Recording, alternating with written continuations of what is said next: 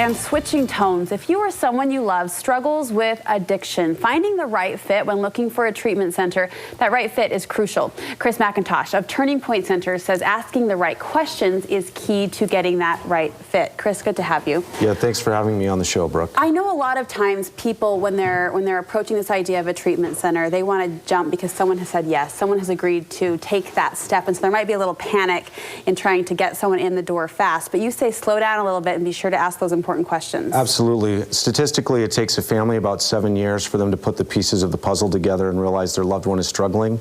So it's not something you want to jump right into. It's more important that you select a treatment center instead of being sold on a treatment center, and make sure that the facility you choose, truly meets the needs of the individual. So for a lot of people, this is a problem they have no clue, admittedly, how to deal with. So what questions then should they be asking? Well, for one, most families are in panic mode. It's a good opportunity to find someone that you trust, ask some questions, get educated about what you're shopping for. The first thing is to find out the size of the facility and whether or not your loved one is going to do well. Smaller facilities, a little more intimate. Make absolutely sure the facility is dual diagnosis, that they're getting the appropriate mental health treatment along with the substance abuse services. So dual diagnosis meaning they're treating the mind as well as the body. Right. All of the depression, anxiety, bereavement, abandonment, anything on the mental health spectrum that comes with the disease of addiction. What else should we be asking for? Find out a little bit about the philosophy, 12-step versus non-12-step facilities.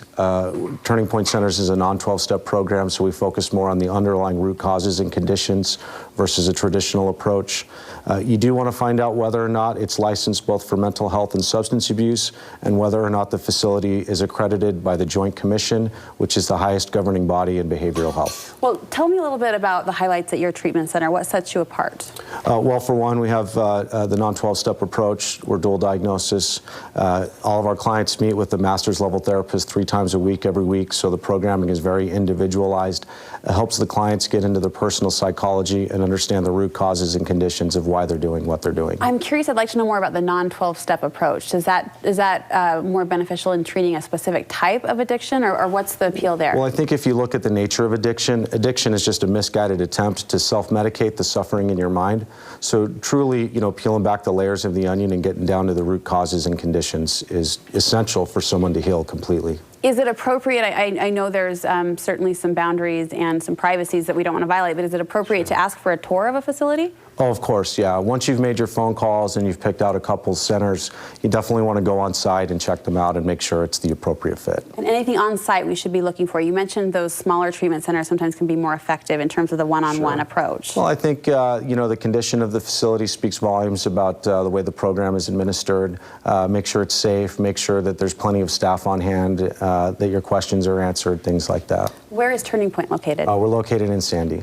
And where can people go if they want to schedule a tour or get more information? They can go to turningpointcenters.com. And really the bottom line message here is hope. There is hope available for people who want that help. Yeah, if your loved one is reaching out and giving off any signals that they're ready to change, then pick up the phone and take the first step. All right, Chris, thank you so much. Okay, thank you. We'll be right back.